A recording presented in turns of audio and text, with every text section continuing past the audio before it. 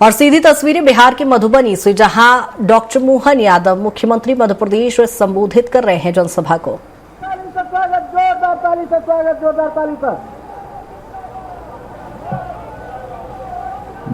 मिथिलांचल के पवित्र भूमि पर मधुबनी जिला फूलपरास विधानसभा में अभी जिनने अपना बहुत अच्छे से विषय रखा, माननीय मंत्री उत्तर प्रदेश सरकार संजय भैया, संजय सिंह जी गंगवार, जोरदार अभिनंदन संजय भैया का करें। और क्या बोलती है हमारी बहन शीला मंडल जी, जोरदार अभिनंदन आपके अपनी नेता शीला जी के लिए। इस मंच पर ही विराजमान डॉक्टर अजीत चौधरी जी, आपका भी अभिनंदन, विधानसभा के आप प्रभारी भी हैं। भाजपा नेता राम सुंदर जी यादव, जोरदार अभिनंदन यादव जी का भी करें। जेडीयू की वरिष्ठ नेत्री विक्रम शिला यादव जी, जोरदार अभिनंदन हमारी बहन का भी।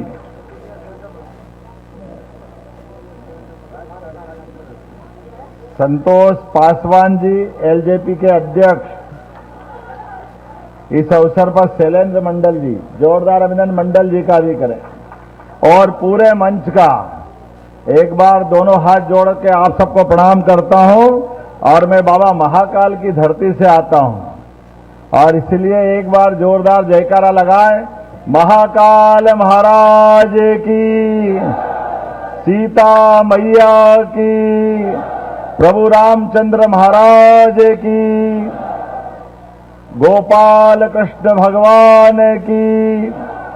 आज आपके बीच फूलपरास और मधुबनी जिला तो मधुबनी पेंटिंग के लिए पूरे दुनिया में प्रसिद्ध है। मधुबनी जिला, जोरदार अभिनंदन। इतनी सुंदर क्या कलाकारी होती है अपने सब प्रकार से।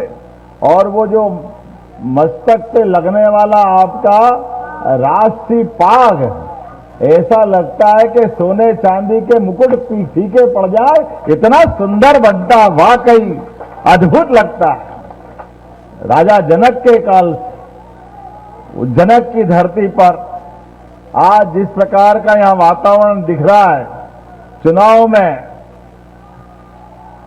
चारों तरफ से अब जिस वातावरण की हम चुनाव में बात कर रहे हैं, बड़ी संख्या में बहनें बैठी है। और मैं आपके साथ चुनाव के दरमियान बात अगर करने आया हूं, तो यहां हमारी शीला बहन जी आपकी जांची परखी, और क्या वास्तव में चूल्हे चौके से लगा करके हमारी मंत्रिमंडल की सदस्य बनने तक क्या काम करती बहन, जोरदार अभिनंदन करो। जो काम मिल जाए आपके माध्यम से इस बात की पुष्टि होती है कि बहनों को, माता बहनों को, भारतीय नारी को जो काम दो बहुत अच्छे से करती है, ये पक्की बात है। ये माता बहनें हमारे लिए वास्तव में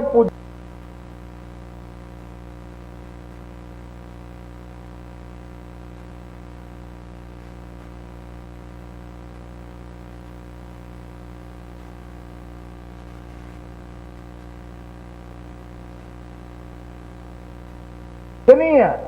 दुनिया के अंदर 200 से ज्यादा देश है, लेकिन एकमात्र देश भारत है जो अपनी माता बहनों से देश को, हमारे नवग्रह में पृथ्वी माता को मातृसत्ता से जोड़ते हैं। यह हमारा सौभाग्य है। और इसीलिए प्रधानमंत्री नरेंद्र मोदी जी के लिए भी जोरदार अभिनंदन करो, हमारे यशस्वी प्रधानमंत्री के लिए। धीरे धीरे करके माता बहनों के लिए कितना काम कर रहे हैं। आने वाले 2029 के बाद 33% आरक्षण बहनों को मिलने वाला है, जोरदार अभिनंदन करें। यह लोकतंत्र के अंदर सबसे बड़ा सम्मान। हमारी अनुसूचित जनजाति वर्ग से आने वाली महामहिम तो एनडीए सरकार के माध्यम से हुआ, जोरदार मोदी जी के लिए और नीतीश कुमार जी के लिए अभिनंदन करें। हमारे हर एक नायक जिसने सभी वर्गों के कल्याण के लिए काम किए, छोटे से छोटे समाज के व्यक्ति को भी जोड़ करके लोकतंत्र में सम्मान के साथ आगे खड़ा करना, ये व्यक्ति जो लंबे समय तक काम करते हैं, लेकिन बड़े दुर्भाग्य के साथ कहना पड़ेगा, कांग्रेस केवल वोट मांगती है, जमाने भर की बात करती, लेकिन जब कभी भारत रत्न का मौका आए तो अपने खानदान के अलावा कोई दिखता नहीं है उनको। उनका एकमात्र खानदान, जवाहरलाल नेहरू भारत रत्न, इंदिरा गांधी भारत रत्न, बाद में राजीव गांधी वो भारत रत्न, सारे भारत रत्न घर में लाते हैं। और ये मोदी जी है जो योग्य लोग वहां तक पहुंचाते। जोरदार अभिनंदन इस नाते से करिए, गरीब से गरीब आदमी के परिवार से निकल सके जो व्यक्ति बढ़े, जिसने अच्छा काम किया। और हमारे लिए तो और सौभाग्य की बात है, ये केवल एनडीए वाले कर सकते हैं, जिन्होंने हमारे भले दल के भी नहीं हो, लेकिन खुद कांग्रेस के भी बड़े बड़े नेता रहे। अब प्रणब मुखर्जी आपके पास के बंगाल के थे, लेकिन बंगाल के प्रणब दा ने जितना अच्छा देश के अंदर अपना अलग अलग सरकार के माध्यम से मंत्री में काम किया, बाद में राष्ट्रपति के रूप में काम किया, उनका भी सम्मान होना चाहिए। ये केवल एनडीए वाले मोदी जी की सरकार कर सकती है। जोरदार अभिनंदन उस नाते से भी करो। सबको साथ, सबका विकास और सबका विश्वास, सबका प्रयास। जब मैं ये बात आपसे कह रहा हूं तो उसके लक्षण भी दिखाई देते हैं। अब आप बताओ, ये कांग्रेसी हाय रे कर रहे हैं, बहनों के हाथ में 10,000 तो क्या दिए, ऐसा लग रहा है इनकी जेब कट गई, छाती पीट रहे हैं, रो रहे हैं नाम से, तुमने तो कभी दिए नहीं। ये हमारे अपने एनडीए की सरकार नीतीश बाबू की जोरदार अभिनंदन करो माता बहनों के लिए। और जो संजय भैया सही कह रहे थे, अभी तो ये 10,000 दिए, आने वाले समय में 2 लाख तक भी बहनों को देंगे, ये हमारी घोषणा की बात है। और किसानों को सम्मान निधि, सीमा पे जवान और खेत में किसान, दोनों को समान दृष्टि से देखने का भाव यशस्वी प्रधानमंत्री का है। पहली बार किसान को सम्मान निधि देकर के उसके पसीने की कीमत करने का काम, उनकी मेहनत से पूरे देश का पेट भरता है। ऐसे किसानों को प्रणाम करता हूं, आपका अभिनंदन करता हूं। पहली बार किसान सम्मान निधि अगर किसी ने दी है तो हमारी एनडीए की सरकार और माननीय प्रधानमंत्री नरेंद्र मोदी जी के माध्यम से मिली।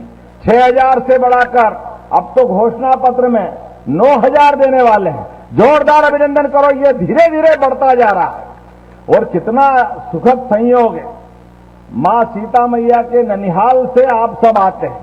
हमारे लिए भी आदर का केंद्र है बिहार, और ये मिथिलांचल का पूरा बेल्ट, और आज इसका आनंद तो और बढ़ गया। लेकिन कांग्रेस के लोगों को तो अपना प्रत्याशी नहीं उतारना चाहिए था, जो पाप भगवान राम के साथ किया।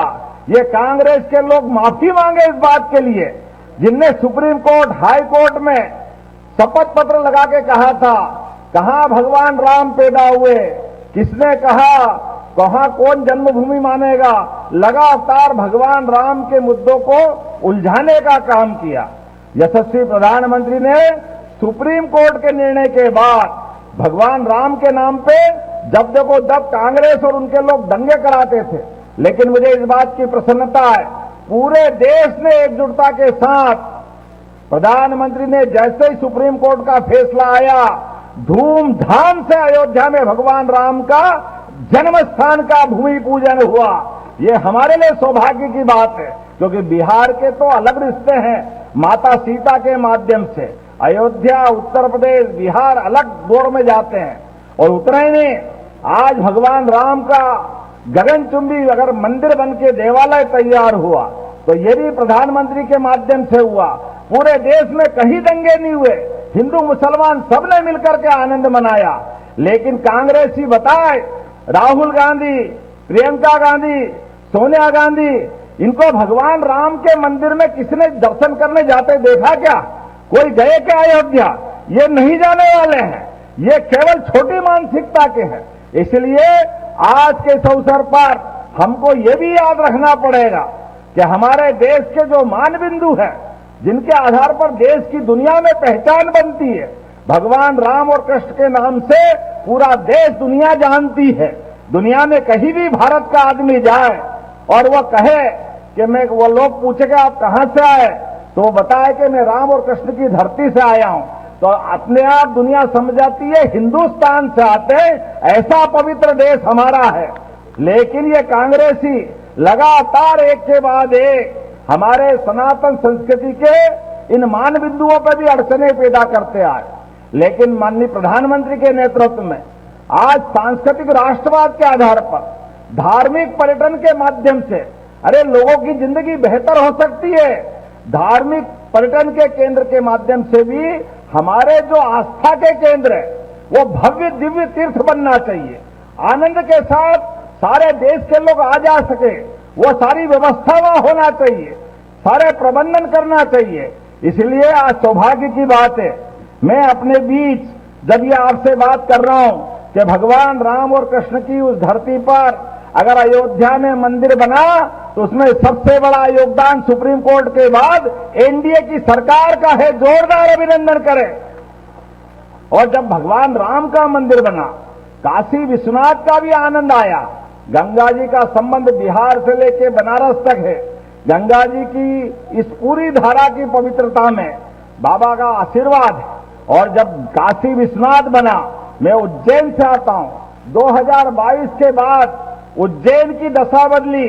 बाबा महाकाल के महालोक के बनने के बाद पहले 30-40 लाख लोग आते थे उज्जैन, आज 7 करोड़ से ज्यादा लोग आते हैं उज्जैन में देव दर्शन करने के लिए। पूरे देश से आते हैं। आपकी भी सबकी इच्छा होगी कि नहीं होगी उज्जैन आने की? बोले महाकाल महाराज की। चुनाव के बाद आप सबको भी निमंत्रण दे रहा हूं, आप सब भी आइए दीदी, भव्य जीत के साथ एक बार उज्जैन दर्शन करने आइए। लेकिन उज्जैन की बात करते हुए जब मैं बात कर रहा हूं कि धार्मिक पर्यटन से सबका जीवन बदलता है, ठेले वाले, गाड़ी वाले, होटल वाले, कोई छोटे मोटे काम करने वाले, सबको आवागमन के आधार पर सबकी जिंदगी बदलती। ऐसे में आज यहां सीता माता के लिए भी माननीय प्रधानमंत्री के माध्यम से एनडीए सरकार ने घोषणा की, जहां जहां सीता मैया के धाम होंगे सबके लिए तीर्थ बनाने वाले हैं। जोरदार अभिनंदन करो ये सीता मैया के लिए भी धार्मिक पर्यटन का केंद्र बने। और उतना ही नहीं, बहुत सारे प्रकार से। लेकिन बड़े दुर्भाग्य के साथ कहना पड़ेगा, जब हमने अयोध्या का आनंद लिया, भगवान राम का जय जयकारा लिया, आज वहां भगवान राम मुस्कुरा रहे हैं, तो भगवान गोपाल कृष्ण ने क्या बिगाड़ा है? आनंद आना चाहिए कि नहीं आना चाहिए? बोलो कृष्ण कन्हैया लाल की। जब यहां अयोध्या में राम मुस्कुरा रहे, बाबा महाकाल के महालोक पे आनंद आया, काशी विश्वनाथ का आनंद आया, तो आने वाला समय तो हमारे मथुरा का ही है।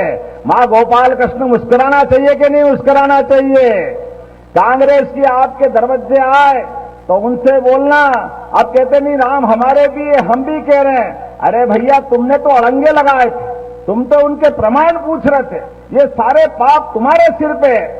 चलो कोई बात नहीं, वो भूल जाते हैं। अब दम से बोल दो कि हाँ मथुरा में धूमधाम से मंदिर बनाएंगे, हे दम तो बोल के बताओ। ये नहीं बोल सकते क्योंकि केवल वोट के भूखे हैं। और हमारे लिए सौभाग्य की बात है, आज मैं मिथिला में आकर के फूल परास में अपनी बहन के लिए बात कर रहा हूं। मैं इस बात का लिए जरूर बोलना चाहूंगा कि जनतंत्र के अंदर ये हमारी पार्टी का जो नारा है, सबका साथ सबका विकास, ये केवल बोलने के लिए नहीं, ये हर एक व्यक्ति के लिए। अरे हमारी पार्टी एकमात्र ऐसी पार्टी है जो किसी भी कार्यकर्ता को, किसी को मंत्री, विधायक, सांसद, जाति समाज नहीं देखती। मुझे इस बात की प्रसन्नता है कि मैं आपके यदुवंश से आता हूं और यदुवंश से आने के बाद भी पार्टी विधायक बनाती है, मंत्री बनाती है। ये हमारा सौभाग्य है। ये पार्टी हमारी सबको साथ लेके चलने वाली पार्टी। इसीलिए मंत्री और मुख्यमंत्री का तो सोच ही नहीं सकते, दूसरी पार्टी करके बताए। वो केवल एक परिवार से बाहर नहीं आती और हमारी जैसी पार्टी सबको मौका देती। परमात्मा की दया से जब मैं आज आपके बीच में बात करने आया हूं तो ये लोकतंत्र में होना चाहिए।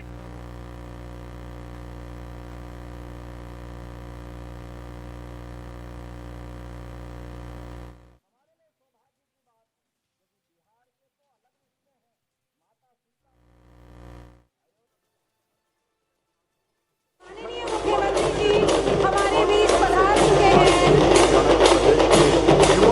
इस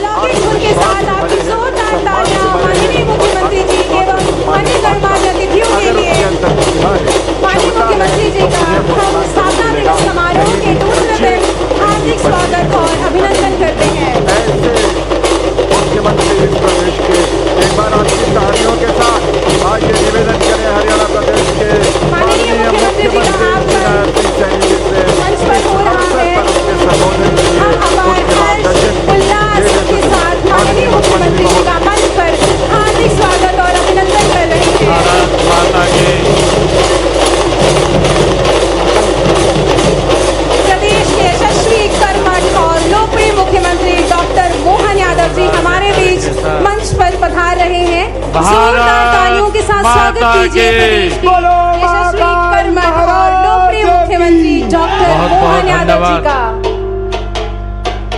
हम मध्य सबके प्रदेश लिए स्थापना दिवस समारोह के दूसरे दिन नवोदय मध्य प्रदेश में हम सभी अतिथियों का हार्दिक स्वागत और अभिनंदन कर रहे हैं। भारतीय ओलंपिक संघ के 27वें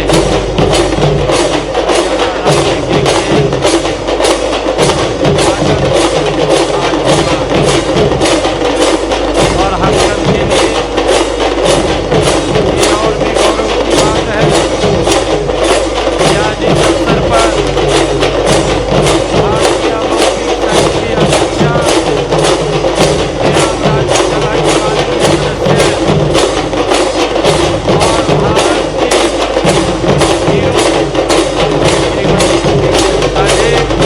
आज हमारे बीच में है। जोरदार तालियां बजा करके आप इनका स्वागत करिए।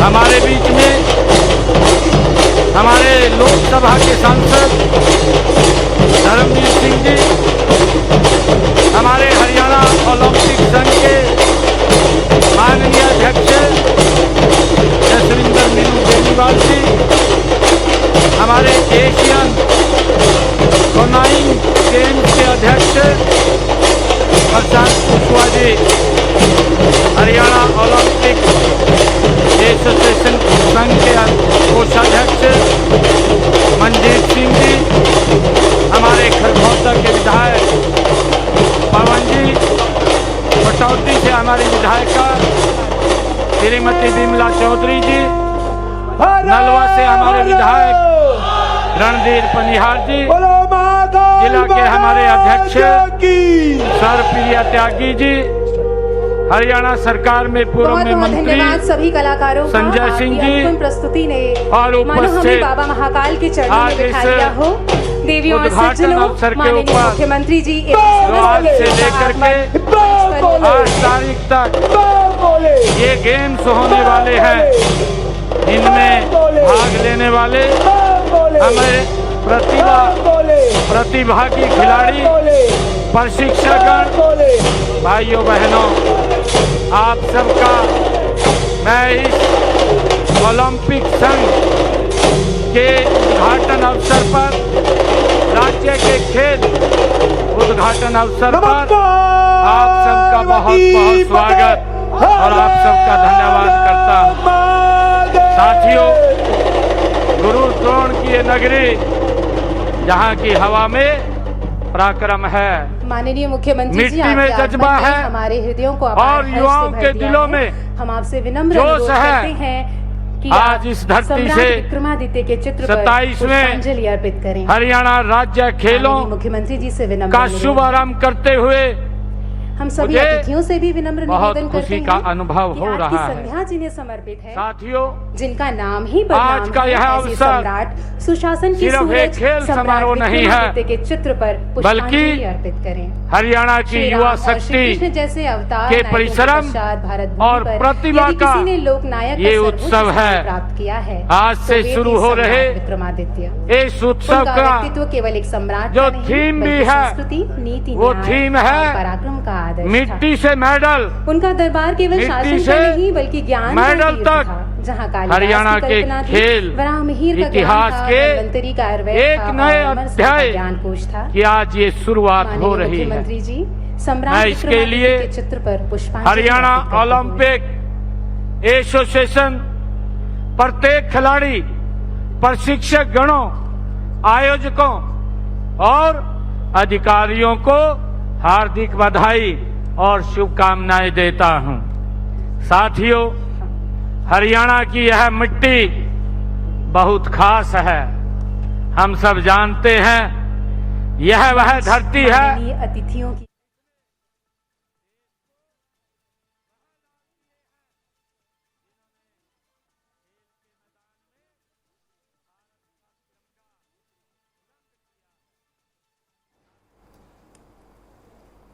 तो ये तस्वीरें आप देख रहे हैं राजधानी भोपाल के लाल परेड ग्राउंड की तस्वीरें हैं, जहां पर राज्य स्थापना के मौके पर जो आज दूसरे दिन जो है सम्राट विक्रमादित्य महानाट्य का महामंचन किया जा रहा है और इस अवसर पर आप देख सकते हैं मुख्यमंत्री डॉक्टर मोहन यादव पहुंचे हुए हैं, जिन्होंने सरस्वती मां की प्रतिमा पर माल्यार्पण करते हुए इस कार्यक्रम का जो है आगाज किया है। साथ में आप देख सकते हैं मंत्री कृष्णा गौर, विधायक रामेश्वर शर्मा समेत जो है हरियाणा ओलंपिक संघ के जो है सचिव संस्कृति गृह एवं पर्यटन श्री शिवशेखर शुक्ला जी से कि कृपया पुष्प गुच्छ देकर माननीय मुख्यमंत्री जी एवं अन्य अतिथियों का हार्दिक स्वागत और अभिनंदन करें। हम निवेदन करते हैं श्री राजेश कुशवाहा जी एवं श्री नरेश शर्मा जी से कि आप भी कृपया मंच पर पधारें और सीएम सर का स्वागत करें। मंच पर विराजमान शेष अतिथियों के स्वागत के लिए हम विनम्र निवेदन करते हैं संचालक संस्कृति श्री एनपी नामदेव जी से। स्वागत एक औपचारिकता नहीं, हमारी भारतीय संस्कृति का संस्कार है। हमारे यहाँ अतिथि को देवतुल्य माना गया है। अतिथि देवो भव, यह भावना हमारे जीवन, हमारी परंपरा और हमारे आचरण में रची बसी है। आज के अतिथियों का स्वागत।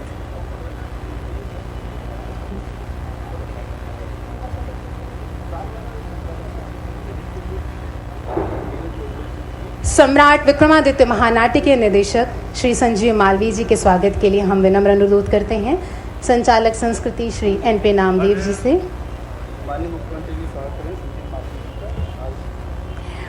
माननीय मुख्यमंत्री जी से विनम्र अनुरोध है कि पुष्पगुच्छ और शॉल श्रीफल के साथ आज महानाट्य के निर्देशक श्री संजीव मालवीय जी का स्वागत करें। कलाकार हमारी समृद्ध विरासत को संजोते हैं और आज ये अनुपम विरासत कुछ ही क्षणों बाद हम देखने वाले हैं।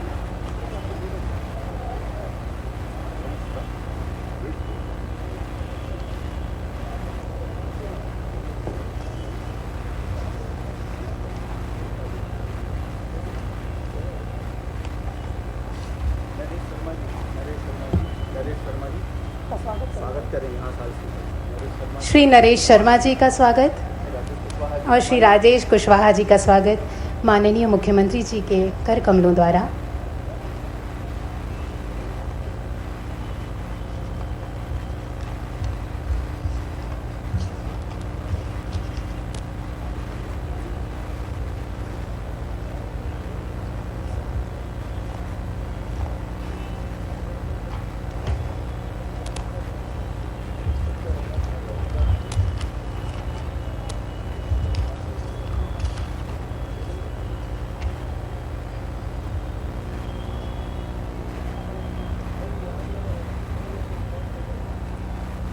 माननीय मुख्यमंत्री जी आपके नेतृत्व में मध्य प्रदेश ने न केवल रफ्तार पकड़ी है बल्कि विकास की नई परिभाषा लिखी है।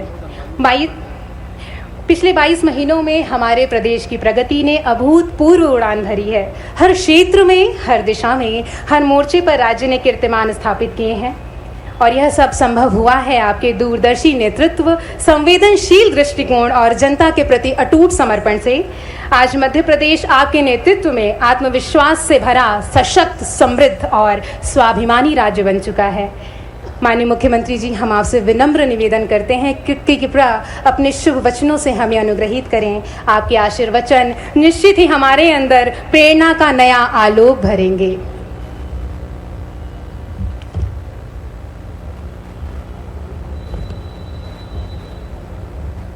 मध्य प्रदेश के स्थापना दिवस के अवसर पर 3 दिवसीय विविध कार्यक्रम में से आज दूसरे दिवस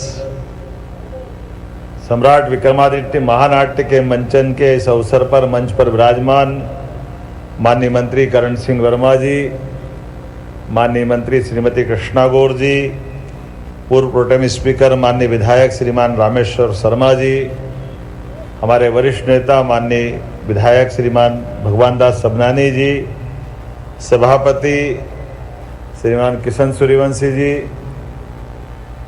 डीजीपी माननीय मकवाना जी, एसईएस माननीय शिवशेखर शुक्ला जी, स्वराज संस्थान के संस्थापक सदस्यों में से एक कल्चर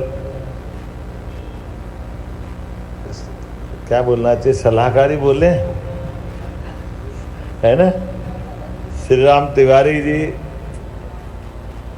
इस अवसर पर मौजूद हमारे विक्रमादित्य शोध संस्थान के इस विविधतापूर्ण लेकिन दुनिया के बड़े नाट्यों में से एक महानाट्य की रचना जिस हम विक्रमादित्य शोध पीठ के माध्यम से हुई है, ऐसी संस्था के हमारे एनजीओ के माध्यम से जिस संस्था ने इस पूरे महानाट्य का मंचन का पूरा ये नाट्य तैयार किया, ऐसे अध्यक्ष माननीय राजेश सिंह कुशवाहा जी, डायरेक्टर संजीव मालवीय जी, उपाध्यक्ष माननीय नरेश शर्मा जी। मित्रों, विक्रमादित्य का मध्य प्रदेश और देश के साथ जो संबंध है, लगभग 2000 साल से पहले की बात है और उनका विक्रम संवत 2082 चल रहा, जिसका नाम सिद्धार्थ नाम संवत्सर है। एक ऐसे व्यक्ति जिनके शासनकाल में उनके पिताश्री का राज्य तत्कालीन शकों के साम्राज्य के कारण से धूल धूसरित हुआ।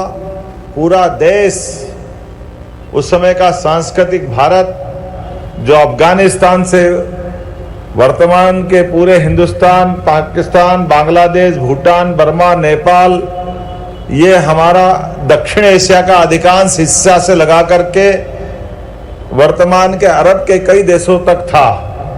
ऐसे काल में जब गुलामी की काली छाया छाई और यहाँ की सुशासन की सारी व्यवस्था ध्वस्त हो गई, हमारे देश ने कभी ऐसे आक्रांता नहीं देखे, इतने निर्दयी क्रूर शासक नहीं देखे।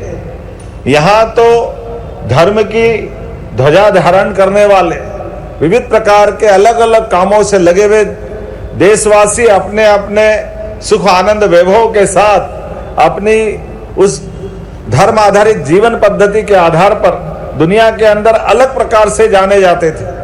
लेकिन ये क्रूर शासकों के आने के बाद पूरा देश गुलामी की जंजीरों में जकड़ा गया। सारे विद्वान, सारे सुशासन के मान बिंदु सब नष्ट भ्रष्ट कर दिए गए। उस समय के तत्कालीन बड़े बड़े सत्ता के केंद्र मथुरा, हमारा कंधार, उज्जैनी, ये तमाम महाजनपद एक के बाद एक शकों के शिकंजे में जकड़े गए और शक सुदूर यूरोप के पास से अपनी धीरे धीरे आखिरी आभा बढ़ाते हुए उज्जैन तक शासन करने आ गए और चारों तरफ हाहाकार, लूट, डकैती, तमाम प्रकार के अपराध। ऐसे कुशासन के दौर में यशस्वी तत्कालीन राजकुमार अपने गुरु के आशीर्वाद से एक तरह से बाल योद्धाओं की टीम बना करके न केवल शासन के इस सूत्र को अपने हाथ में लेते हैं।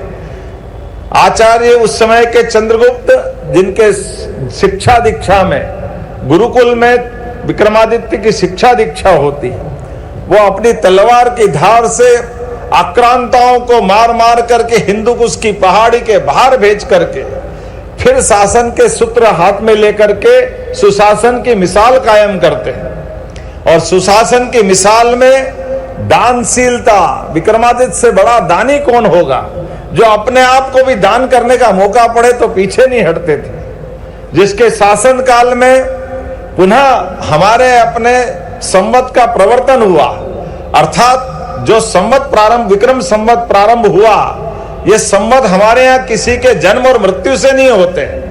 संवत के प्रारंभ करने की पद्धति भारतीय पद्धति, ये अपनी पौरुष से होती, सामर्थ्य से होती।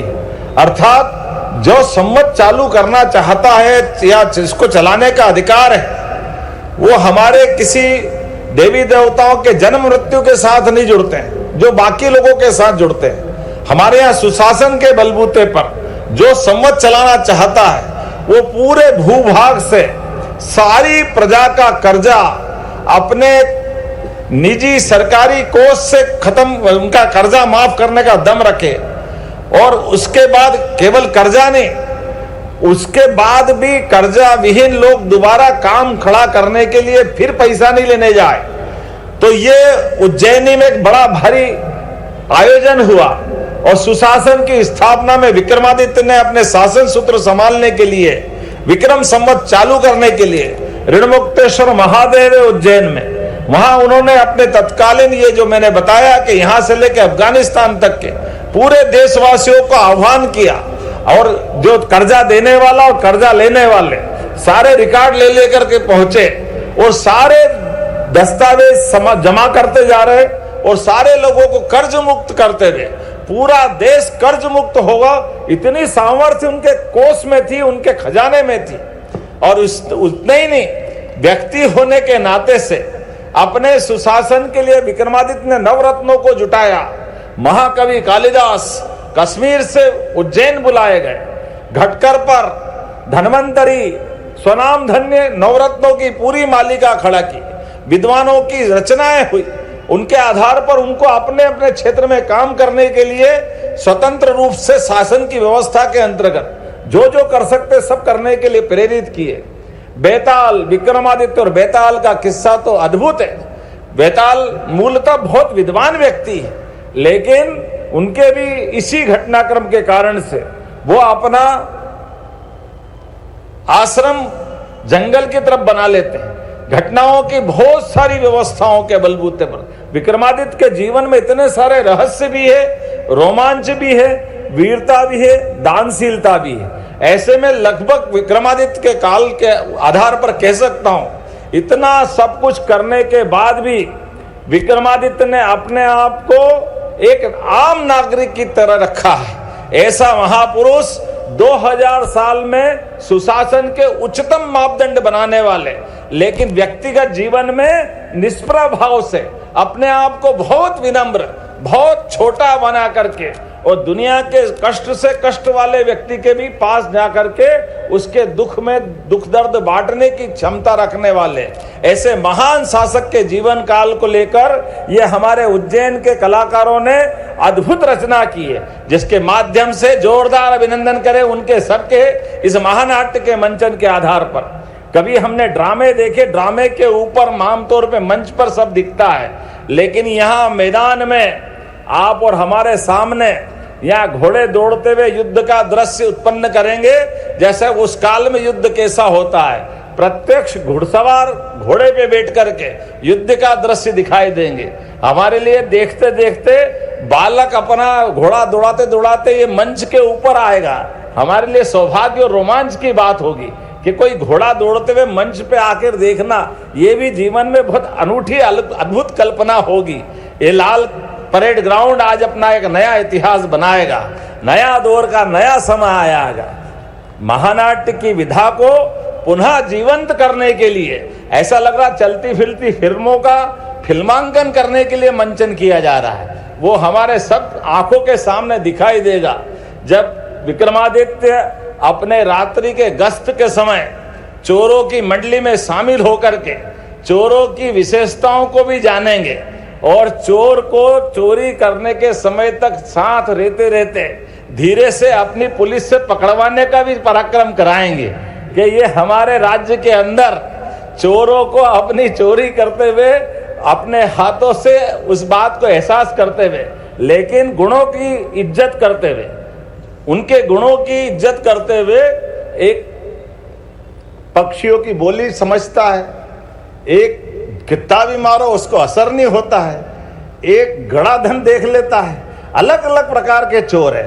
विक्रमादित्य कहते हैं आपको जो धन चाहिए हमसे ले लो, लेकिन इस गुण के दुरुपयोग मत करो, इस गुण का उपयोग देश के लिए करो। इसलिए विक्रमादित्य उनको अपने शासन में नौकरी दे करके सुशासन की उच्चतम मिसाल कायम करते हैं। ऐसी एक नहीं बहुत सारी बातें अभी मैं बताऊंगा तो नाटक देखने का मजा थोड़ा कम हो जाएगा, लेकिन मैं मान के चलता हूं ये सारी बातें आंखों के सामने देखेंगे। और आखिरी में आप विनम्रता के साथ निवेदन करना चाहूंगा, आखिरी में जब सुशासन के लिए पूरे देश के साथ विक्रमादित्य जब अपनी पूरी रथ यात्रा लेके आएंगे तो ऐसा लगेगा कि वाकई राजा अपने शान शौकत के साथ हाथी घोड़े ऊंट बग्गी के साथ आकर के सारा मंच भर जाएगा। इतने बड़े कलाकारों के बीच राज्यरोहण की घटना होगी और विक्रम संवत की घोषणा के साथ इस नाटक का मंचन पूरा होगा। 2 घंटे 40 मिनट के आसपास चलने वाले इस पूरे नाट्य में आज हम अपने भोपाल का ये जो सच्चे अर्थों में अभ्युदय 2047 मध्य प्रदेश के विजन के आधार पर हमारे गौरवशाली अतीत से सबको परिचित कराने की ये जो शुरुआत हुई, कल हमने गोपाल कृष्ण के जीवन की विविध घटनाओं के बलबूते पर भगवान कृष्ण की सारी लीलाएं देखने का प्रयास किया है। बड़ा अद्भुत कल का दृश्य रहा है। आज उसके साथ साथ ये जो प्रदर्शनी लगी है, मैं आपके माध्यम से निवेदन करना चाहूँगा, ये सारी प्रदर्शनी अपने विरासत से विकास की ओर और वर्तमान में विकास के नए पैमाने की सारी जानकारियां देती हुई प्रदर्शनी हम सबको मध्य प्रदेश के विकास के साथ कदम से कदम मिला के चलने के लिए तत्पर करती है, तैयार करती है। आइए अपने मध्य प्रदेश की इन गौरव गाथाओं पे गर्व करें। यशस्वी प्रधानमंत्री के नेतृत्व में, यशस्वी प्रधानमंत्री की उस भावना के आधार पर कि देश भी आगे बढ़ेगा, मध्य प्रदेश भी आगे बढ़ेगा, हम और आप कदम से कदम मिलाकर प्रधानमंत्री के साथ, देश के साथ चलने का संकल्प लें। और इस मध्य प्रदेश की स्थापना दिवस की मैं आप सबको पुनः बधाई देता हूं। जोरदार अभिनंदन एक बार नरेंद्र मोदी जी के लिए करें। जोरदार ताली बजे तो ऐसी लगे कि भले ही आप बहुत दूर संख्या में हो, लेकिन आनंद आना चाहिए। मेरी अपनी ओर से एक बार अपने वीर, महावीर, गौरवशाली सम्राट विक्रमादित्य का जयकारा लगाएं। बाबा महाकाल की नगरी से जिसको प्रत्यक्ष आशीर्वाद मिला है, एक बार जोर से बोलेंगे, बोलो वीर विक्रमादित्य महाराज की, महाकाल महाराज की, भारत माता की। बहुत बहुत धन्यवाद। भारत माता की जय। बहुत बहुत धन्यवाद और आभार माननीय मुख्यमंत्री जी। अब हम सादर आमंत्रित करते हैं श्री राम तिवारी जी को, कृपया पधारें और आभार व्यक्त करें।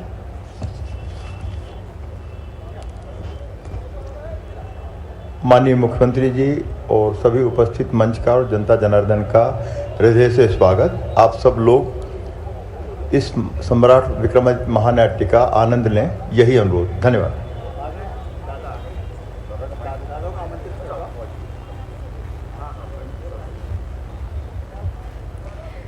देवियों और सज्जनों, अब इस मंच पर जो दृश्य साकार होने जा रहा है वह केवल एक नाट्य प्रस्तुति नहीं, बल्कि हमारे वैभवशाली इतिहास से हमारा परिचय है। जन कल्याण, सुशासन और पराक्रम के पर्याय भारत की गौरव गाथा के अमर नायक सम्राट विक्रमादित्य की शौर्य गाथा के लिए अब ये मंच तैयार हो रहा है। इसके विषय में अधिक जानकारी देने के लिए हम मंच पर आमंत्रित कर रहे हैं श्री दिनेश दिग्गज जी को। धन्यवाद। सम्राट विक्रमादित्य, महानाट्य सम्राट विक्रमादित्य आज से लगभग 2000 से भी अधिक वर्ष पूर्व राष्ट्र की पुण्य प्रतिष्ठा धवल कीर्ति को सर्वोच्च पर स्थापित करने वाले युग नायक परम प्रतापी सम्राट विक्रमादित्य की गाथा पर आधारित यह महानाट्य का मंचन अब से थोड़ी ही देर के बाद एक ऐसे महानायक, एक ऐसे कालजयी सम्राट की गाथा जिन्होंने हजारों वर्ष पूर्व शकों को परास्त किया और इस राष्ट्र की सीमाओं से बाहर उन्हें खदेड़ दिया और सुशासन की स्थापना की। सुशासन दानशीलता, न्यायप्रियता, उदारता के लिए प्रसिद्ध